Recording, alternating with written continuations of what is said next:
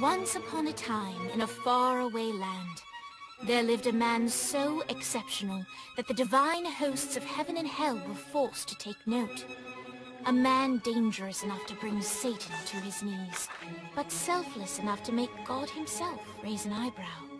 How did this come to pass? Well, it all began at a very special birthday party for a very special young lady. Surprise! What is all this? It's your birthday, Kinsey. So? You've never been to a birthday party? No. Oh, like not even growing up? I went to the School of the Americas since kindergarten. We didn't really do birthday parties. But you celebrated Christmas? I don't have to explain myself to you. Oh, Kinsey, this is going to be so much fun. Xinjai made a cake, Jane Austen is here, we'll play some games. What sort of games?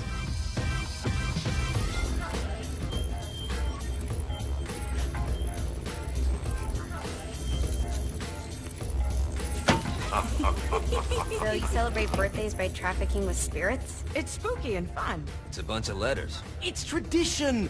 Every slumber party has to involve a spirit board. Slumber party? How's it work? We ask it a question, and the spirit of the board will reveal the answer.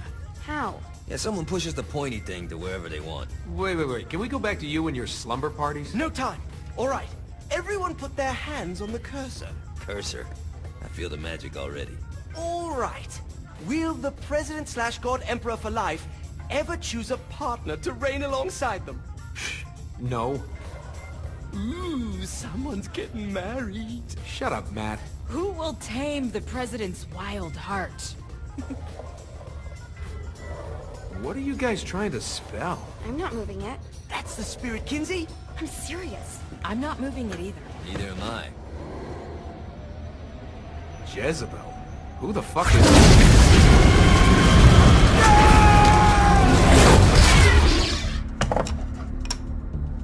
Is that not normal? Where'd you get the board? I was going through Zinyak's artifact collection and found it there. Who did it belong to?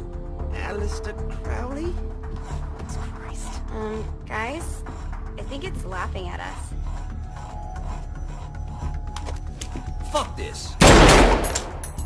I think you're a smart enough piece of wood to see where this is going. Now, you ready to cooperate? That's more like it. You think we can trust it? It's not like we got a lot of options. So what's the plan? We mount up and go in after the boss? No, I do. No sense in what's left of humanity walking right into a death trap. Someone's gotta live to tell the story.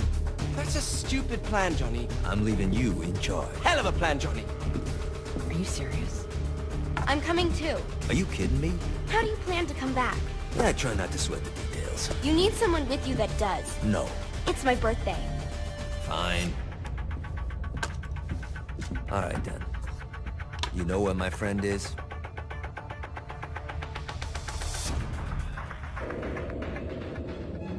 True to its word, the spirit board opened up another portal and sent Johnny and Kinsey screaming into hell.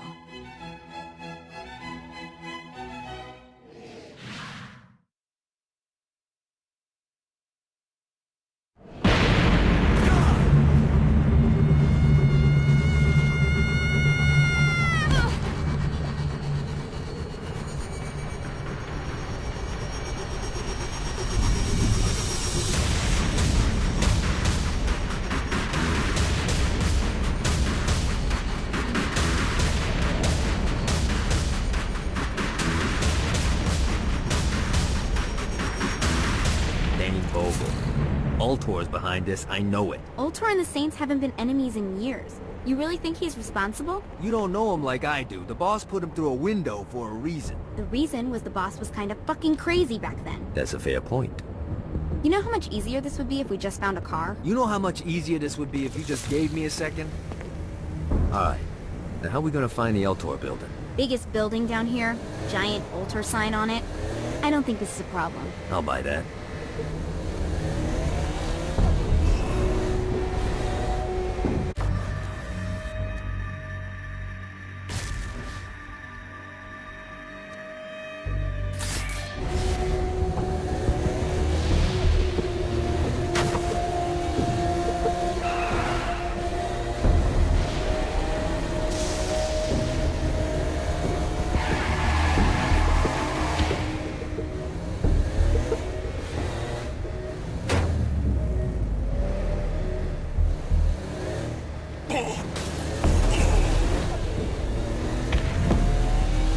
Look at us.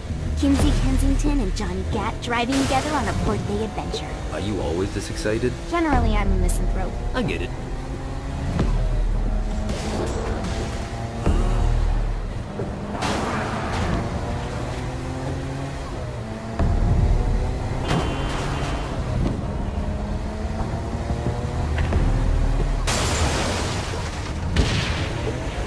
So this is hell. Not as bad as I thought. It kind of reminds me of Steelport.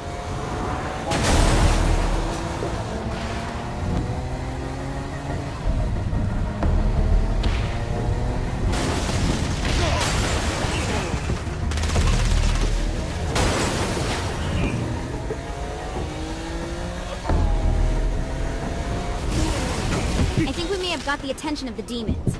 How do we want to handle this? We handle it by killing demons.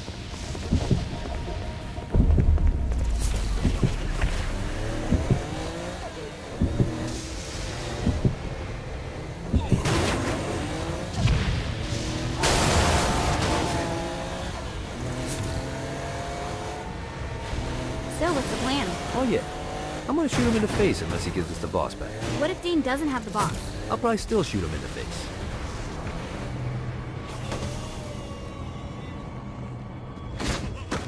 Winning isn't important. It's the body count.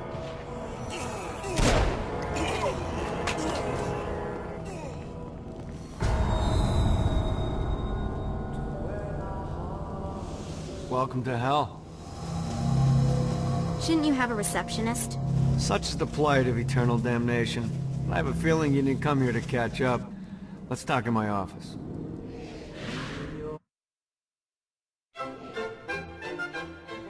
Not even death could stop the enterprising Vogel, who wasted no time in setting up an Ultor branch in the bowels of hell.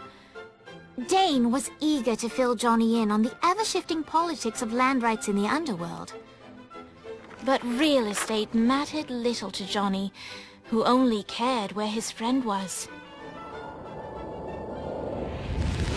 Where'd you put the president? I've been trying to explain that. I didn't take them. Bullshit. You expect me to believe you just happened to be the first thing we see in hell? Maybe it's just me, but your thank you sounds more like an accusation. That's probably because he plans to kill you. Okay. I get the trust issues. Can I show you something? The pieces all came together. The president had caused more chaos and destruction than any other in human history. It was only natural that Satan would want them to marry his daughter. They needed a plan, and Johnny had one. I'm gonna shoot the devil in the face. I think you might be skipping some details. No, I said in the face. I like the commitment, but you gotta find a way to get close enough to him in the first place. When's the wedding? I'll just show up And then you'll shoot him in the face. Sorry, but it's a little more complicated than that. These things are tied to the soul. You won't be able to enter without one. So how do we get one? You get his attention. I know some places that are of particular value to the father of the bride. You hit those, you'll get your shot. Wait, why would Satan give out an invitation for destroying his stuff? Oh, he won't, but it should piss him off enough to get him to attack Johnny personally. Either the devil kills Gat and Ultor gets the construction contracts to rebuild what was destroyed, or Johnny kills Satan and I'll have to pay less taxes. It's pretty win-win. That's why you're helping us? To make more money in hell? Hell's what you make of it, sweetie. Works for me. What you got? All right. Satan had entrusted the day-to-day running of hell to 5 archdukes, and Dane knew how to find them all. But beyond that, not everyone in hell was content to go along with Satan's status quo. There were others who shared Dane's ambition for power, and the Ultor mogul knew that the key to unseating Satan lay in gaining their aid. But before Johnny set out to wage war against the Prince of Darkness, Dane had one final gift, an artifact that he had spent fortunes on. Lucifer's cracked halo. This holy relic granted Johnny the majestic wings of the Morning Star. However, he still needed help in learning how to use them.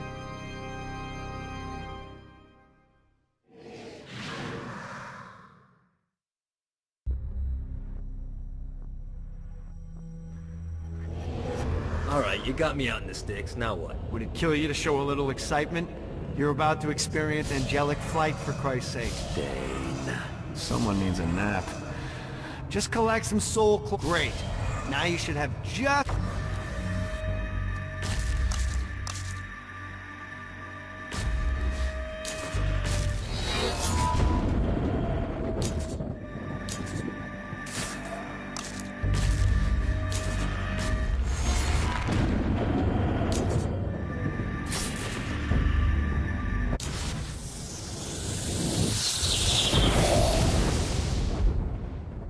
Alright, let's start slow. Try to jump over to that next island. Also, the longer you charge your wings before jumping, the further you'll go.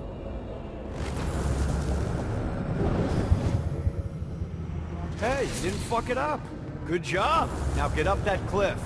Don't worry, if something looks too high, just keep on jumping off the wall. Remember to charge your jumps if you want to get up the cliff faster.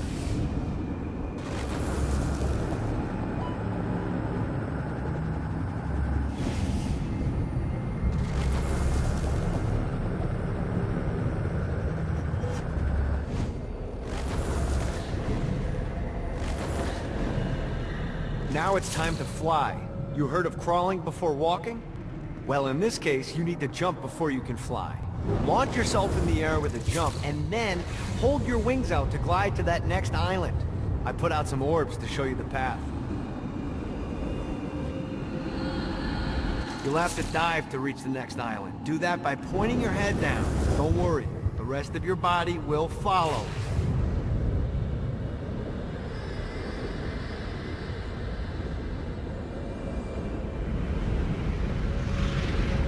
I put a shiny flap orb out in front of you. Collect the orb, and your wings will flap to gain speed. Alright, now try flapping those wings on your own. Do a flap on your way to the next island.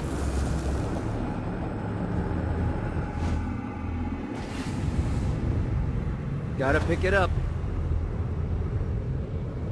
The exact opposite of diving is climbing. Climbing will slow you down and eventually cause you to stall. And trust me, stalling sucks. You can flap while gliding to gain additional speed. So the faster you're going, the higher you can fly. Now try to reach the island up there. Alright, time to take the training wheels off for the final lesson. Flying takes stamina. If you run out in midair, you are going to drop like a rock. A stupid, stamina-less rock. Last island is right under those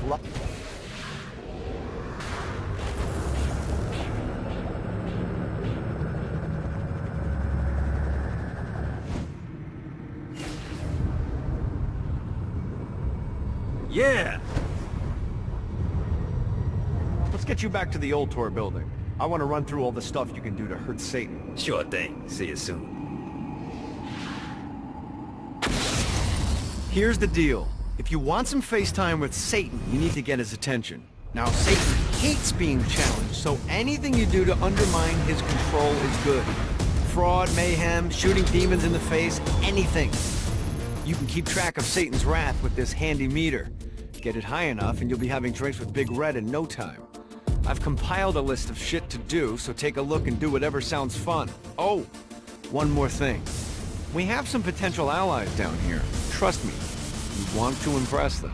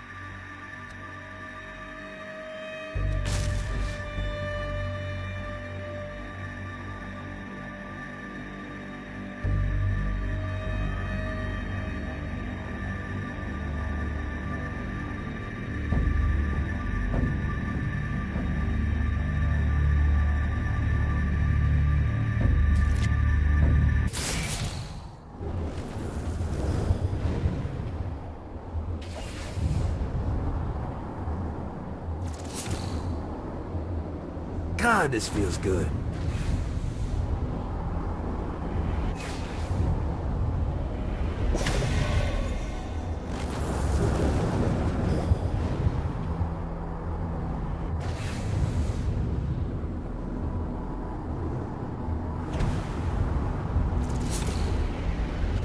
I hope there's not something ridiculous like 100 of these to find.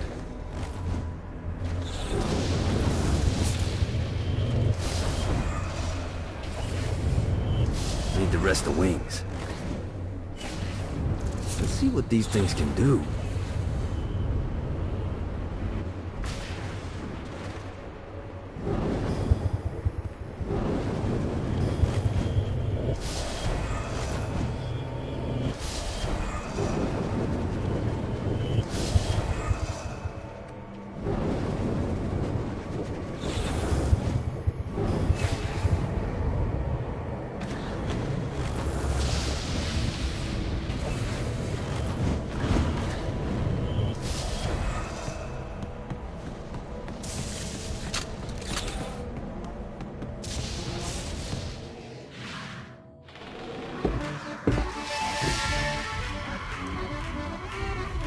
Abandoned ship!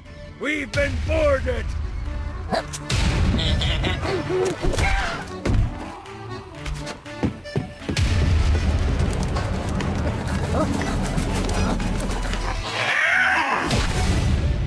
Get these damn things off my ship!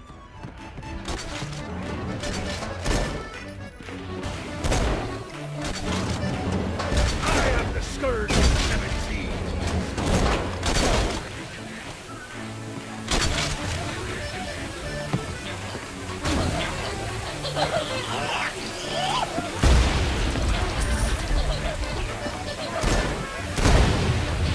You wanna play too?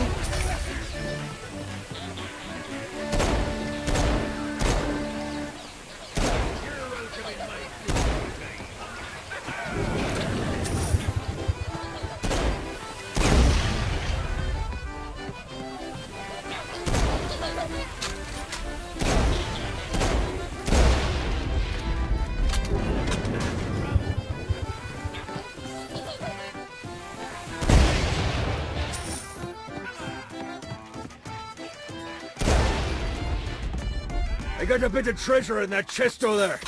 The weapon you find inside may help with our little imp problem.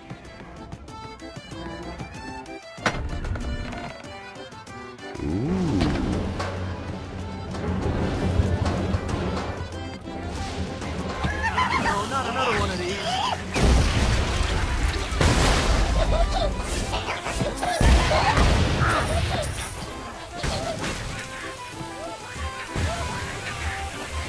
Get off, piece of shit.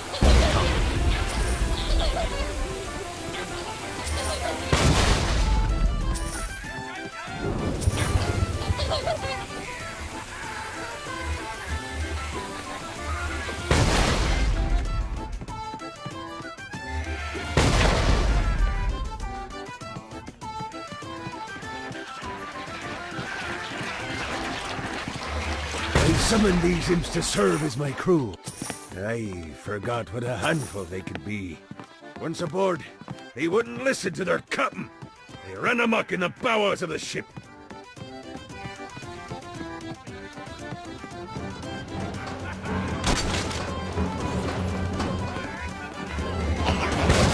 To you, good sir. No, not another one of these. Mighty little bastard. Good God!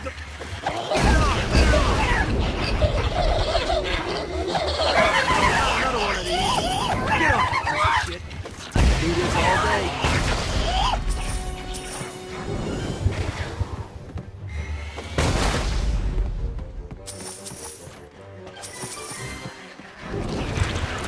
It's okay to drop the pirate voice. What pirate voice would that be? Wow.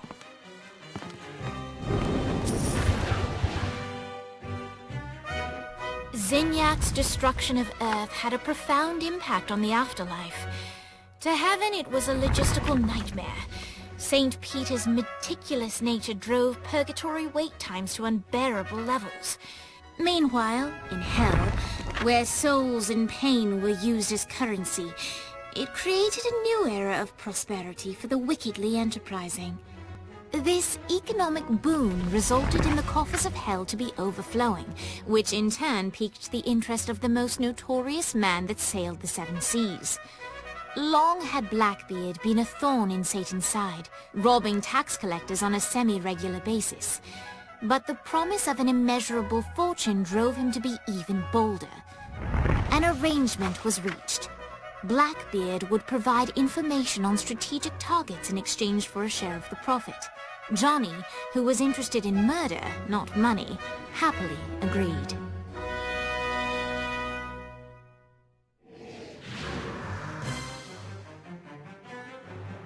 I grant ye the ability to summon my crew whenever they're needed.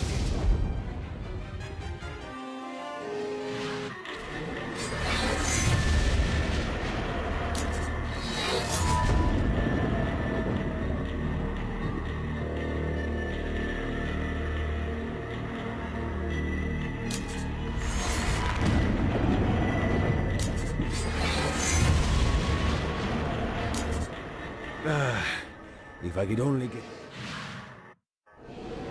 All right, matey. It's time for your lesson.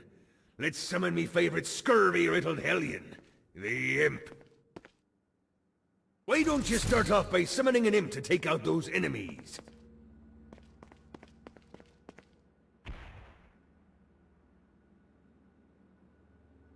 There you go, matey. Now take down the other demon.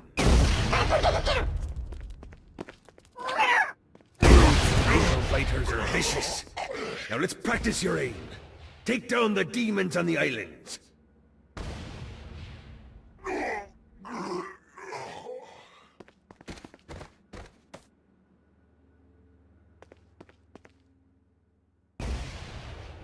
Few things are as rewarding as pressing someone into service, am I right?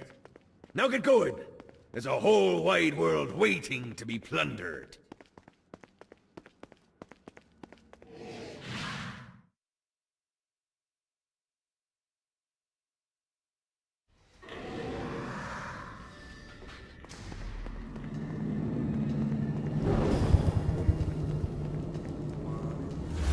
Don't mind if I do.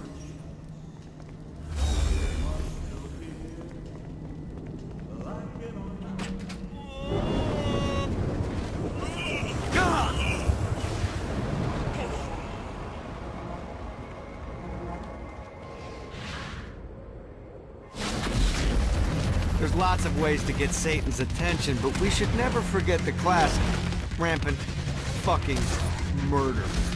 Pride is a sin the Devil's Army has in spades, so if you want to pick a fight, you can bet your ass they're coming in droves.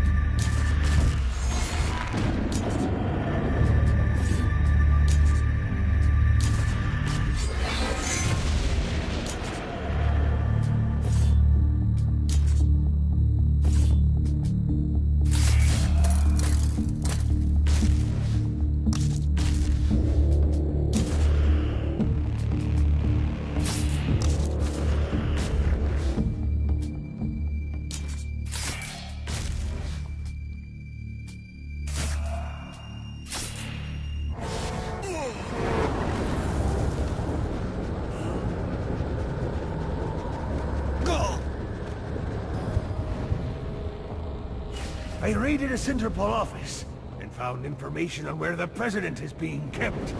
Evidently, they've been trapped in some sort of soul crystal inside Satan's palace. Breaking in is an impossibility.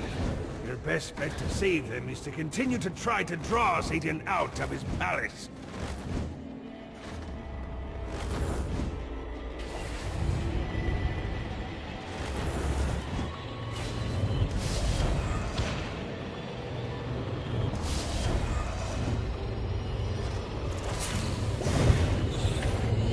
Fucking collectibles.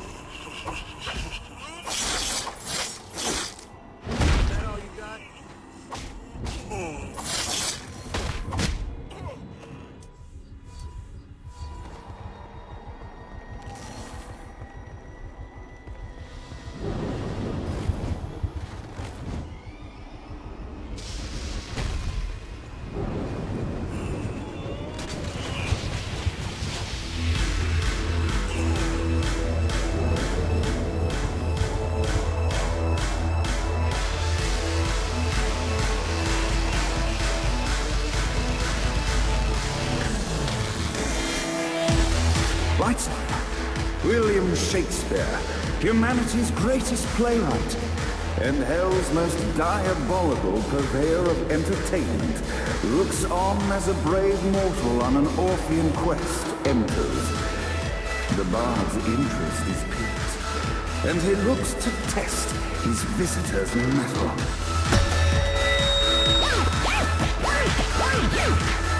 The masked tragedies were used to enemies cowering as they approached. But soon they realized that they faced a foe with courage and nobility, traits uncommon in the fires of perdition.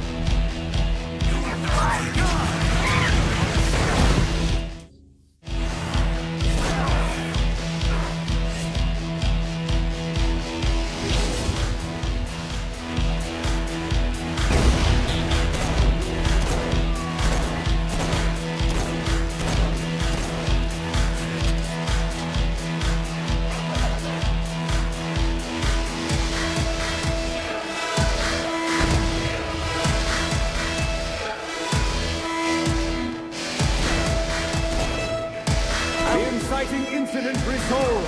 The time had come for rising action.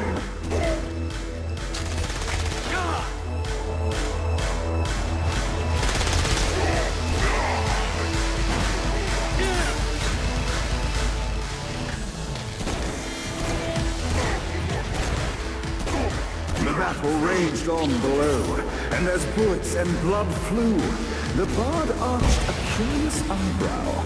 Could this mortal be the exact thing that Shakespeare needed?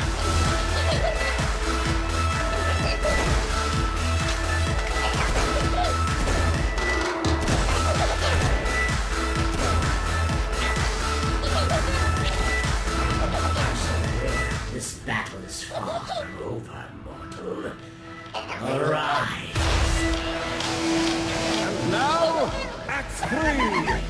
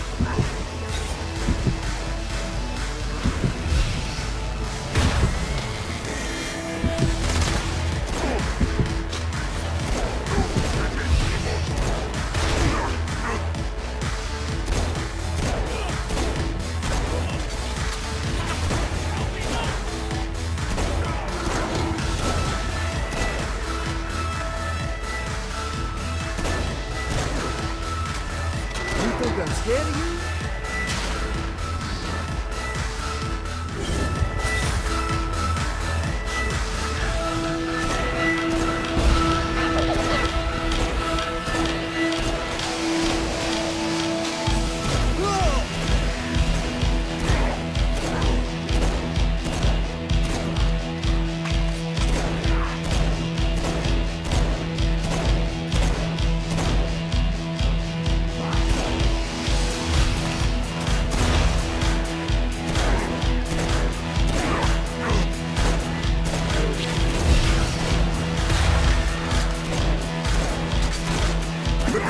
Resolved, Shakespeare eagerly awaited meeting the champion that dispatched so many of his men.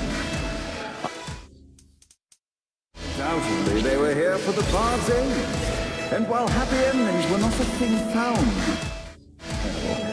Shakespeare always had a soft spot for comedies.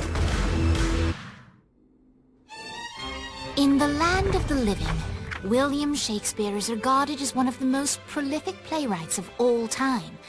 However, to the denizens of hell, the bard is seen in a far different light. After selling his soul for fame and adoration, Shakespeare served in hell as Satan's spy master general. In doing his duty, Shakespeare would punish the souls he was investigating by forcing them to perform in grotesque passion plays for Satan's amusement. But in a Twelfth Night-esque twist, Shakespeare found himself living a double life. While he projected an image of cruelty, his heart was as soft as Jezebel's. In secret, he would tutor her on the classics and act out the works of his mortal days. When Satan found out, he cast Shakespeare out of the palace, believing that the poet would be tormented by the populace of hell, far out of Jezebel's sight. But Satan had not counted on the bard's cunning. Embracing his persona of master torturer, Shakespeare and his followers, the tragedies, took root in the entertainment district, biding their time for revenge.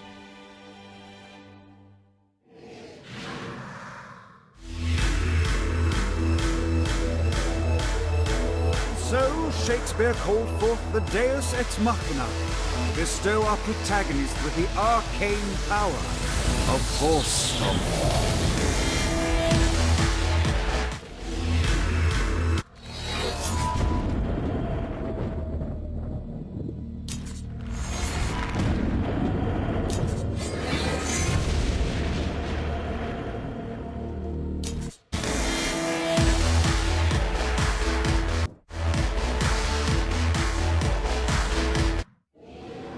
Lights up. The mortal stands in the training grounds, eager to try out his new Force Stomp power on the group of demons in front of them. Your broken body will be like... One, Scene 2, in which our protagonist kills more demons with Force Stomp. Act 2, in which our protagonist is greeted by foul imps.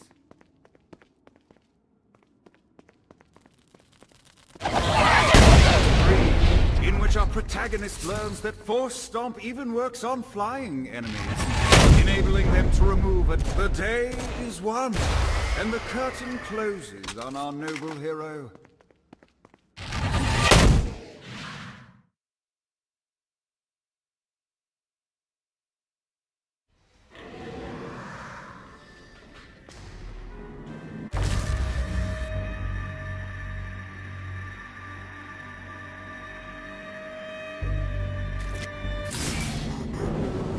Check out the vending machine near the Ultor building.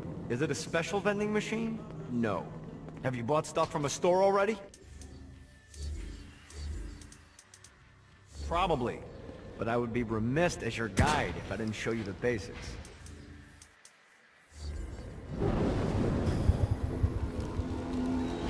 A Damned Soul's Orientation Guide, Chapter 1. The Dead.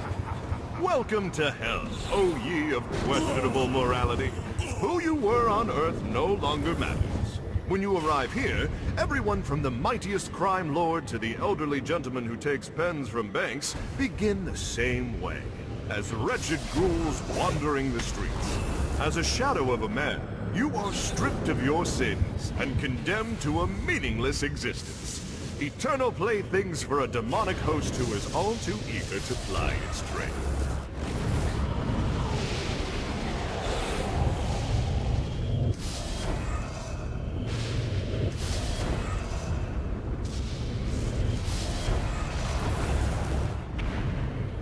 Gotta find more of these things.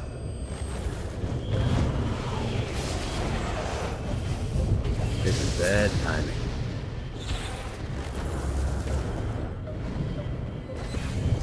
God, this feels good.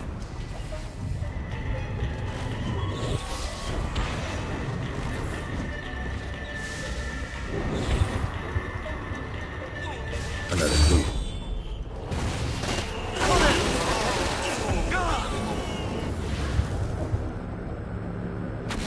I got word from Blackbeard that every island has a treasure chest hidden on it. What's in the chest? I don't know. I'm not a fucking pirate. What I do know is that if you want to get that thing open, you have to find 3 corresponding glyphs. Look on the bright side. Nothing's trying to kill you.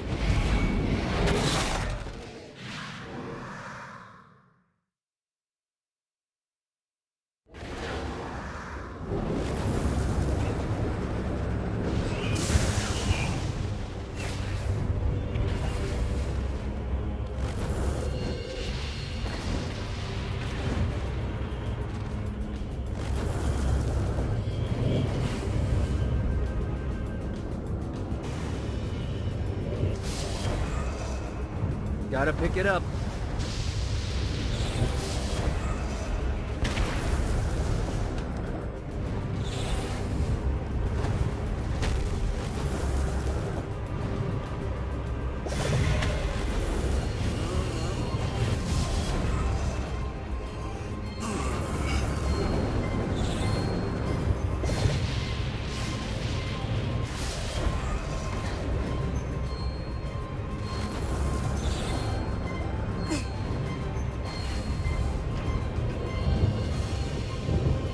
Nice.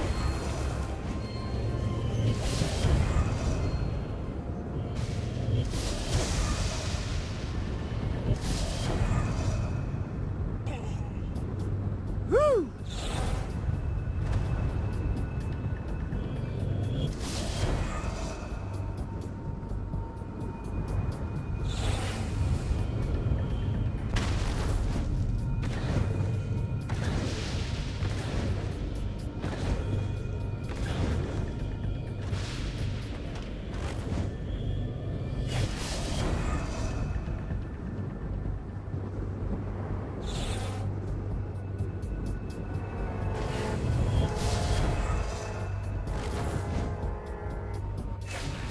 I don't want to fight you, Johnny.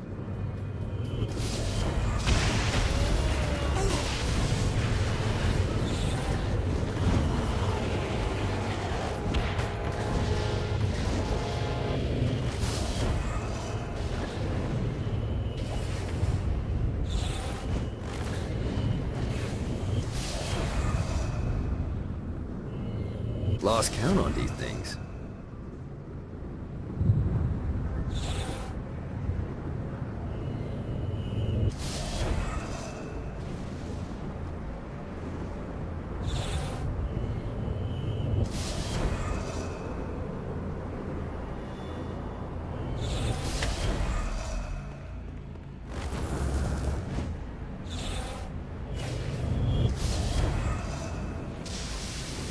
Let's see what these things can do.